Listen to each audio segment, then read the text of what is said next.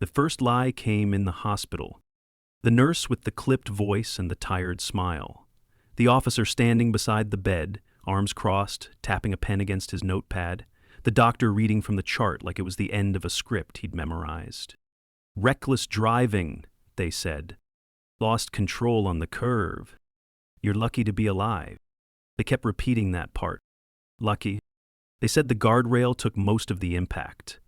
That if the nose of the car had turned just a little more, we would have gone over. That the ravine beneath that stretch of highway had already taken 2 lives this year. They said my seatbelt saved me. They said he was probably drunk, probably distracted, that it was a miracle I survived at all. But they didn't see what I saw. They didn't see his hands, still, calm, gripping the wheel with a surgeon's focus, not shaking, not even bracing. As we sped toward the edge, tires screaming, headlights flicking off rocks and trees, he never reached for the brakes. He didn't try to swerve, didn't shout. Didn't react. He just stared. Like this was the moment he'd been waiting for. And that's when I knew it wasn't an accident. It was a performance, a crash meant to happen, just not meant for me to walk away from. His name was Dale Mercer, 34, clean record, one of those charming men who wore flannel and smiled like he built houses with his bare hands. He'd been dating my sister for 6 months, helped our mom with groceries, told dad jokes, called my father sir, took us all out to dinner after my sister's promotion. I never liked him. Too smooth, too helpful, the kind of man who always showed up before you realized you needed something. He and I had gone upstate for what was supposed to be a fishing weekend. His idea. He'd said he wanted to bond. Said I was family now. I should have said no. The crash happened on the way back. Early morning, Highway 74. A sharp bend just before the forestry line. The sun hadn't come up yet and the fog rolled in thick as soup. They said he took the curve too fast. That he panicked. But I remembered everything. Every inch of that moment. His foot pressing the gas harder as the edge came closer. His jaw locked in place. The way he glanced at me, just once, with that faint little smirk, like a secret shared between strangers. We hit the guardrail hard. The metal screamed, bent like a spine snapping, but it held. The car tilted, spun, and slammed sideways. Glass everywhere. Something burst in the engine. Then, silence. Blacked out for 30 seconds. Maybe more. When I came to, I was half hanging out of the passenger door, my leg pinned under twisted frame. Dale was slumped over the wheel, his neck twisted too far left, blood dripping from his nose. Eyes open. Dead.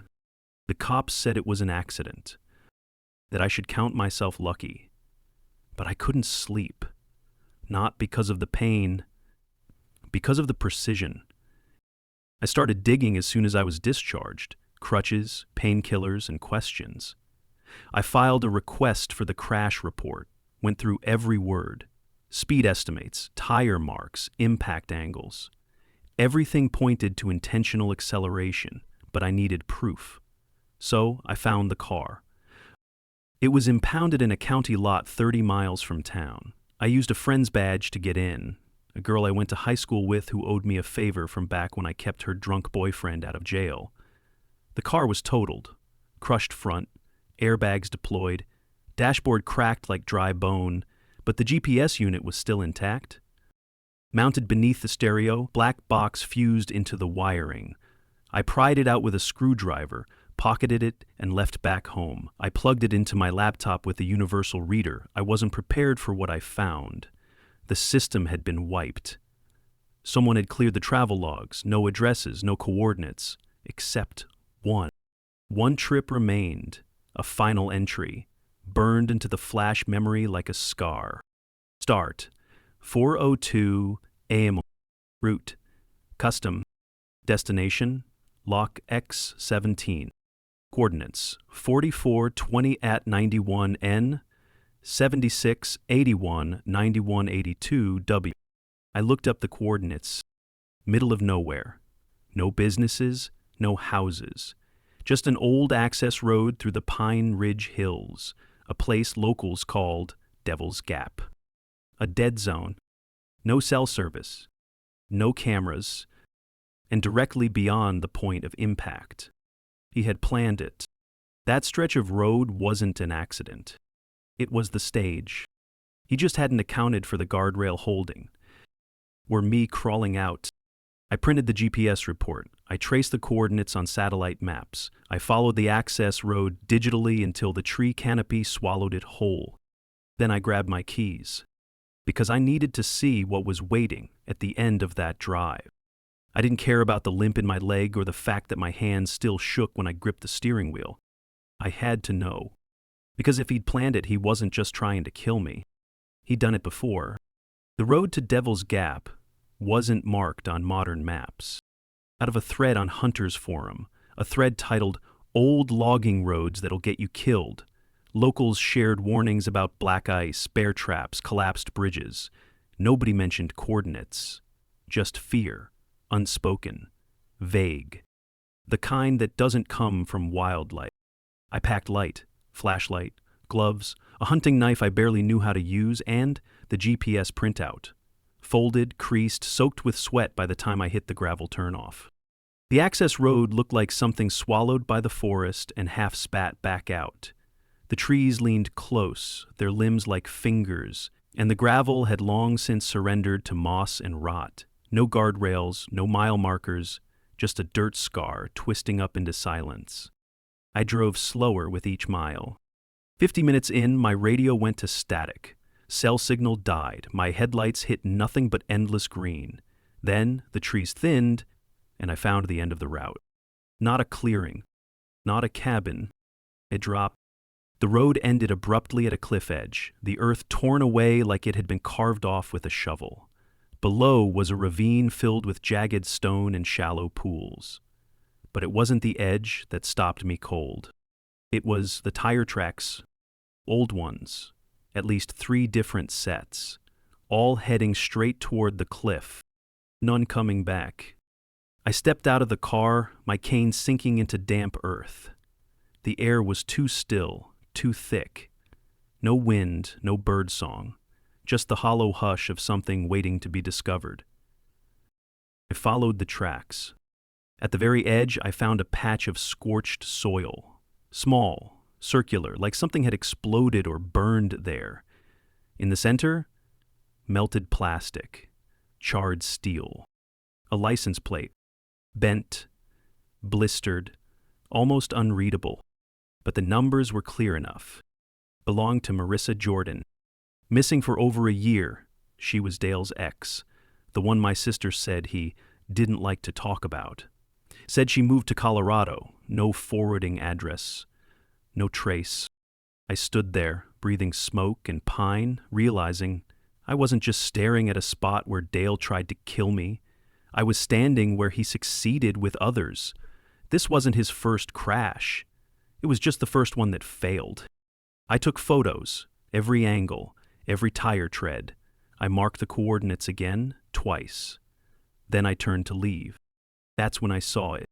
A trail, barely visible, no wider than a wheelbarrow path, leading away from the edge, winding into a patch of dense, rotting trees. Something in me screamed to walk away, but I followed it. 200 yards in, I found the first item. A shoe, woman's, red, torn at the heel, faded by weather, buried under ferns. 50 yards later, a phone, dead, cracked screen, still in a pink case with a sticker that said, "Try me." Then came the clearing.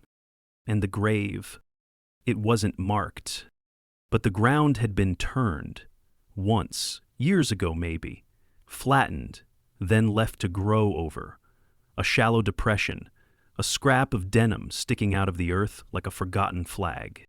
I didn't dig. I didn't need to. This was Dale's work. Neat. Precise. Hidden where cell signals died and coyotes scavenged the bones. I turned back, took the trail faster, but something had changed. My car was gone. I froze in the middle of the road, flashlight sweeping back and forth like panic in physical form. Gone, not stolen, moved.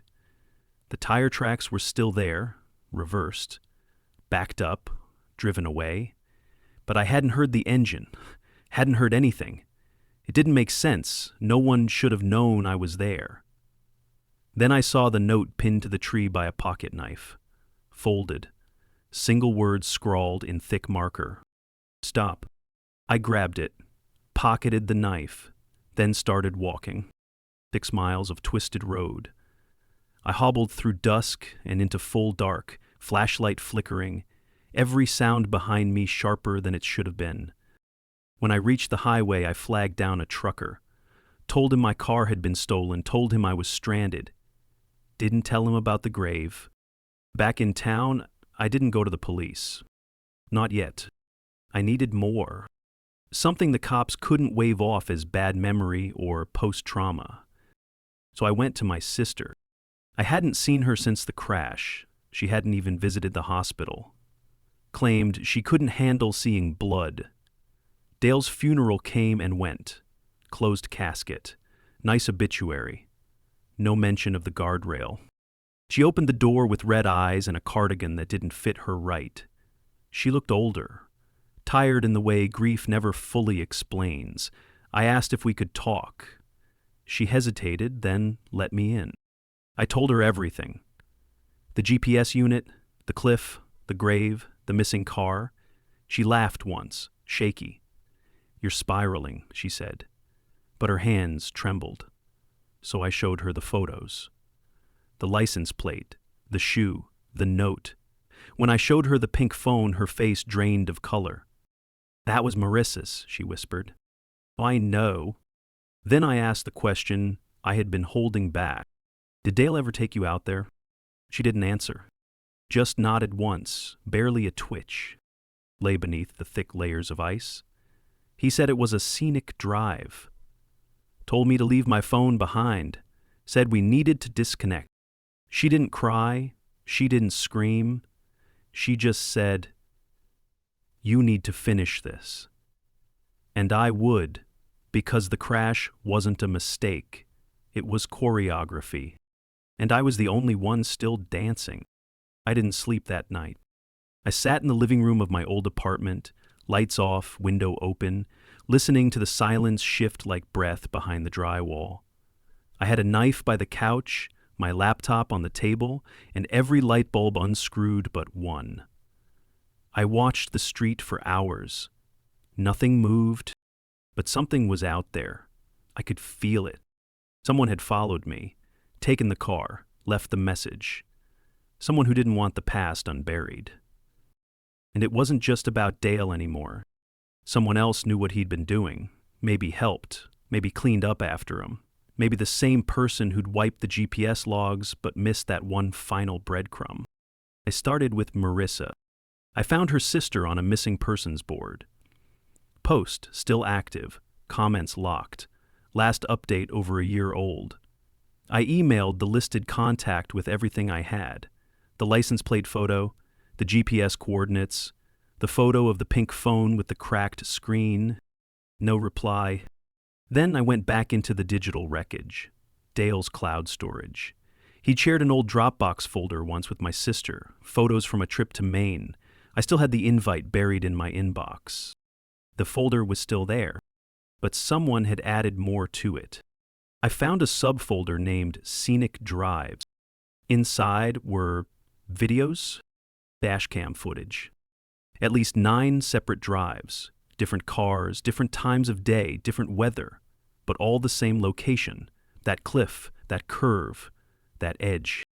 Each file time-stamped, all ending at Devil's Gap.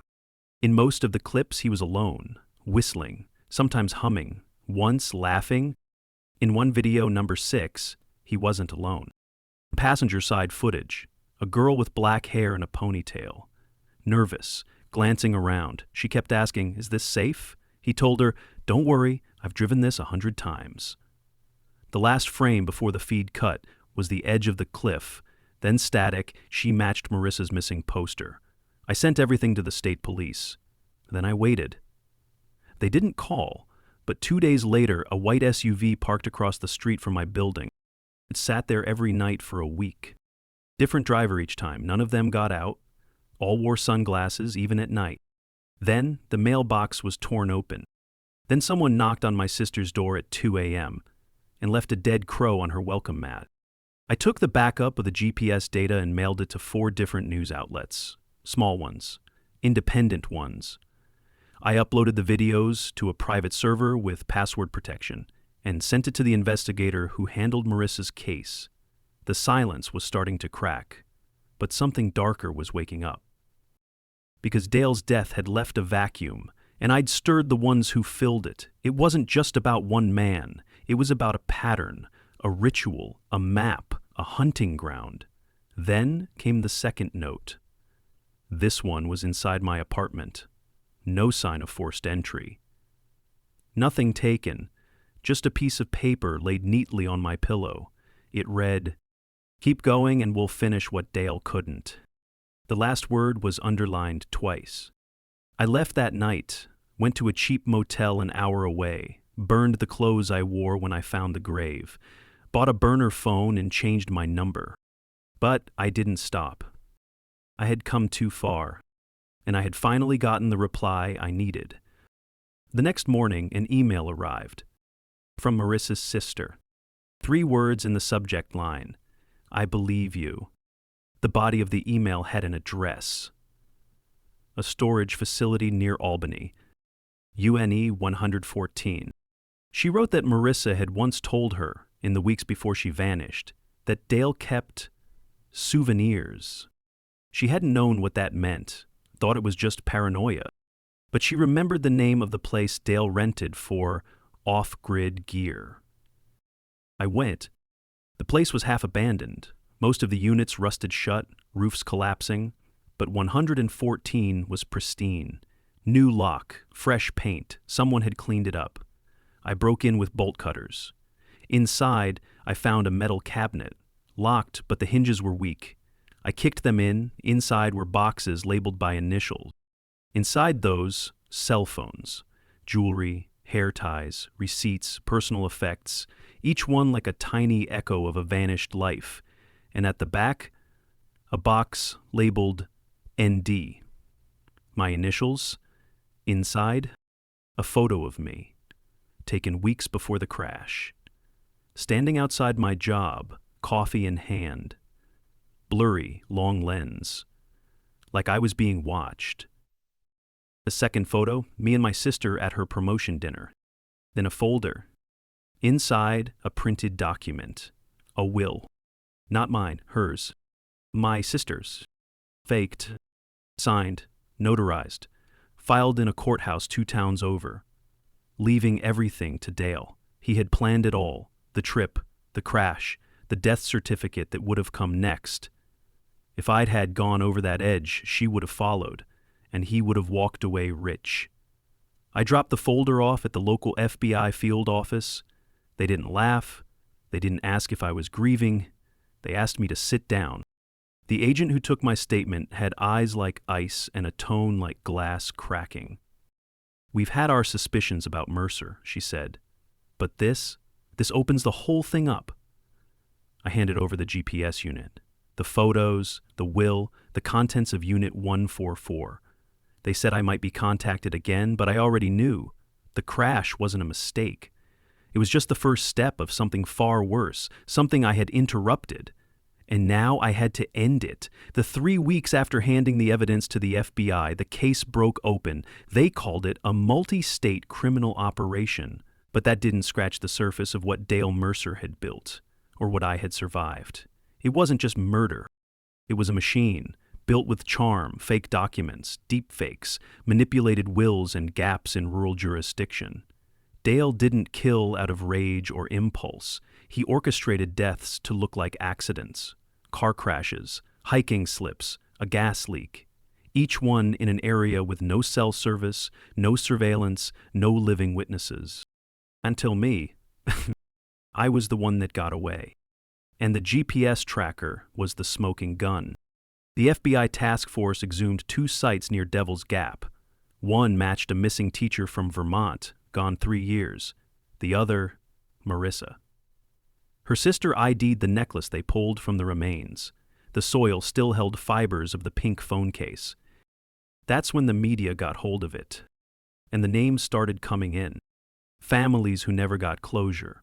Lovers who vanished on road trips. Employees who went missing after leaving to start fresh. The pattern stretched across 8 states, 12 years. And Dale had played the grieving boyfriend, the survivor, the good Samaritan, again and again. The man they once called dependable on his background checks had become folklore. They said I was brave. He said I was relentless. He said I was lucky. But I wasn't any of those things. I was just angry. Angry that no one had looked closer. That they'd filed every crash away under driver error and bad roads. That they'd let a killer smile his way through barbecues and birthday parties while bodies rotted in woods just beyond the curve. The more I found, the more I couldn't breathe. He had a spreadsheet. One they found hidden on an encrypted drive under his name, but labeled with someone else's initials. Failure Recovery Planning. Each name had a status. Some were marked resolved. Others escalate. And mine? Pending, reattempt if necessary. That was the final thread, the one that snapped something inside me. I went back to Devil's Gap one last time, not to walk the road, but to seal it. I filed a formal request to have the area designated unsafe for public use. Backed it with crash data, maps, GPS logs, and satellite photos. Pressured the county board, gave a quiet interview to a podcast that went viral. Pushed until the trail was officially closed. They put up barriers, posted warning signs, and dug trenches to block the path. The place where Dale had planned to end me would never be used again. Not by a killer. Not by anyone. But even that didn't feel like enough. So I visited every family I could find. I gave them what the police never did: locations, coordinates, timelines, photos of the box from storage. I showed them what I had found, raw and real. Some cried, some screamed, some just nodded. Closure doesn't look like it does in movies. Sometimes it's just the absence of silence. Sometimes it's a stranger giving you the truth you were denied for years. After that, I disappeared for a while. Moved to a new town, changed my name online, cut my hair, tossed the burner phones, started over in a job where no one knew who I was. I didn't want recognition. I wanted to stop flinching every time a car turned too sharply. But I still keep the GPS unit.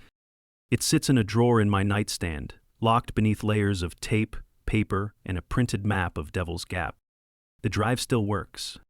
Still holds the last route Dale ever programmed. The one that ended with a guardrail and a survivor. The one that exposed a dozen lies. The one that made him underestimate the wrong person. Because when the tire tracks faded and the smoke cleared, the GPS didn't lie. It remembered everything. Every mile, every stop, every time he drove a woman toward death and smiled like it was love. It didn't forget like the others. And neither did I. Dale Mercer tried to turn a crash into a coffin, but he didn't count on the evidence surviving, or the passenger crawling out of the wreckage, broken, furious, and determined to find the truth. The crash didn't fail. I just survived it. And when I did, I made sure it was the last one he ever caused.